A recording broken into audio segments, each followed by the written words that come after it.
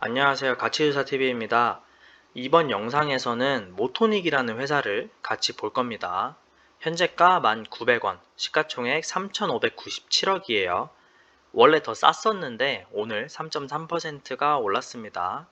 지분 구조를 보시면 최대 주주가 38.8%, 그리고 피델리티라는 외국계 투자 회사가 있어요. 국내에도 피델리티 자산운용이라고 지점을 두고 있고 여기서 운영하는 펀드 몇 개에 포함이 되어 있습니다. 지분 변동은 꽤 있는 편이긴 한데 매수 매도가 같이 있고 변동폭이 그렇게 크지 않아 가지고 당장은 대주주 매도 이슈까지 볼 필요는 없을 것 같고요. 그리고 특이한 점이 자사주가 어마어마하게 많습니다. 전체 주식수에서 33.8% 정도가 자사주고요. 거기서 아직도 미래에셋에 자사주 신탁이 들어져 있어요. 그런데 자사주 소각에 대해서는 좀 부정적인 견해를 가지고 있습니다. 이 회사의 20년치 공시를 다 훑어봤거든요. 임직원 상여금으로 지급한 거 이외에 자사주를 처분한 적이 단 한 번도 없습니다. 근데 또 2012년 이후로 자기 주식 처분을 임직원 상여금이든 뭐든 처분을 한 적이 아예 없어요.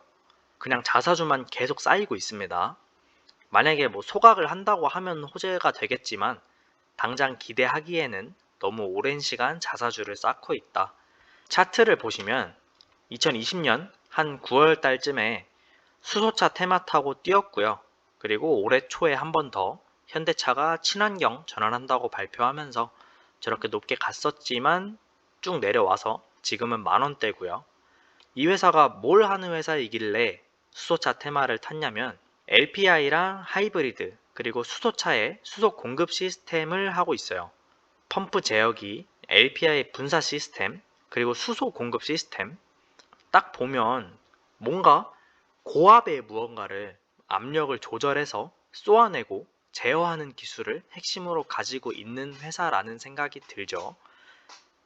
차로 보자면 여러 가지 해요. LPG 가스차도 하고 수소 연료 전지 자동차 그리고 하이브리드 차까지 다 말은 들어가 있는데 결국 유체의 압력을 조절하는 자동차 부품을 만드는 회사라는 겁니다. 수소차 부문에서 부품을 현대에 독점 공급한다고 해서 수소차 테마로 분류가 됐었어요. 아쉬운 점은 요즘 핫한 전기차 관련된 부품이 안 보인다는 겁니다. 자동차 회사들이 전기차로 다들 넘어가고 있는데 자동차 부품사들한테는 좀 안 좋은 소식이죠. 애초에 전기차에 들어가는 부품 수 자체가 내연기관 차보다 적고요. 특히 모토닉 같은 경우는 수소 전기차를 제외하고 일반 전기차 부품 중에서 납품을 할 만한 게 없어요. 연료 공급 시스템은 당연히 안 되고 자동 변속기 같은 경우는 배터리 효율을 높이기 위해서 변속기를 장착하는 전기차도 몇 개 나오고 있긴 한데 아직까지는 전기차에서 자동 변속기 부품을 긍정적으로 보진 않고요. 어쨌든 그런 상태에서 매출을 한번 보겠습니다.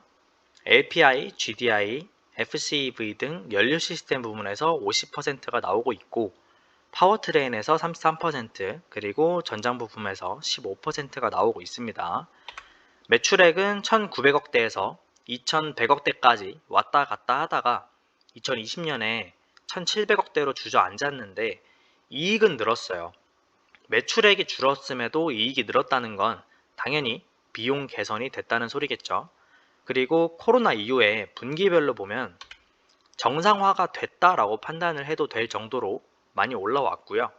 반기에 70억을 벌었으니까 21년 전체를 140억이라고 보면 최근 5년간 최고 영업이익을 달성할 수도 있겠다.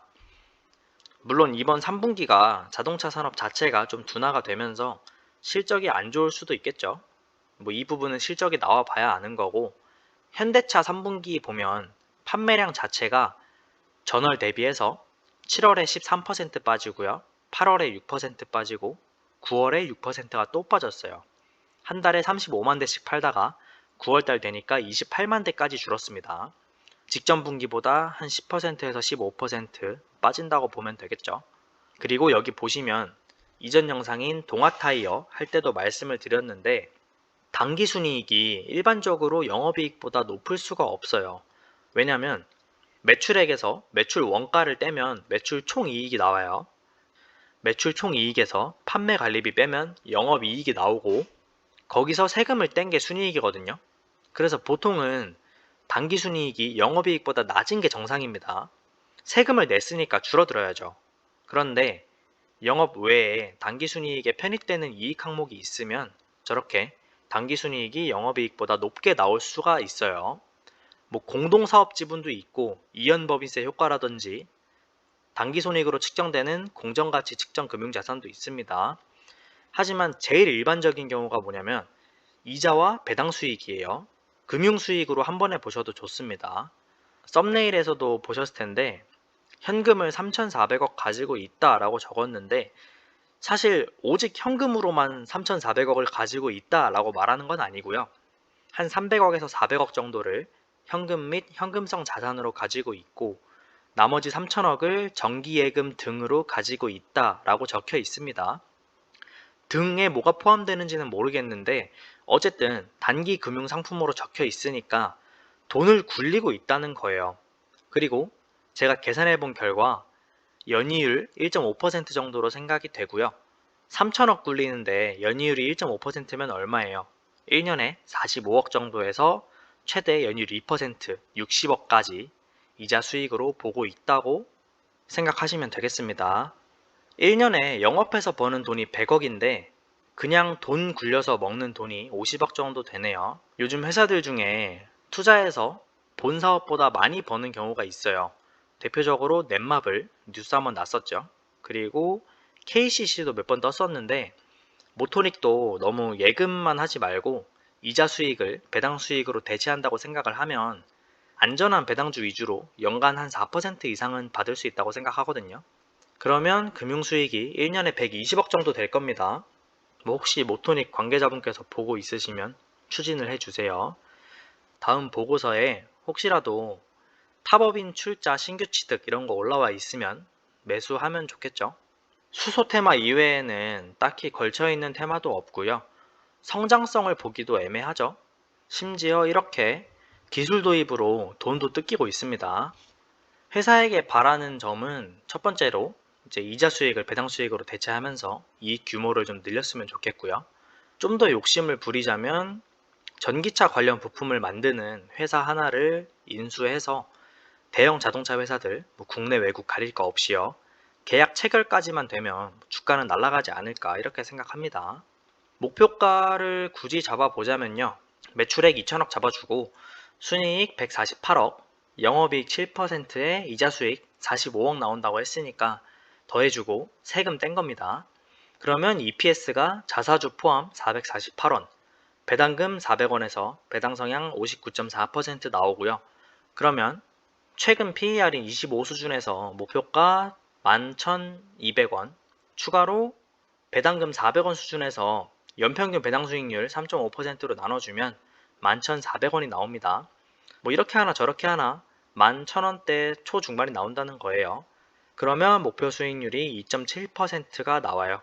그래서 지금 주가가 적정 주가다 이렇게 봅니다. 그리고 한 가지 빠뜨린 게 있는데 2020년 세전 사업이익이 154억인데 당기순이익이 149억이에요. 세금을 5억밖에 안 냈죠. 이거는 법인세 환급받은 게 있어서 이렇게 보이는 겁니다. 그러면 이번 영상은 여기까지 보고요. 시청해주셔서 감사합니다.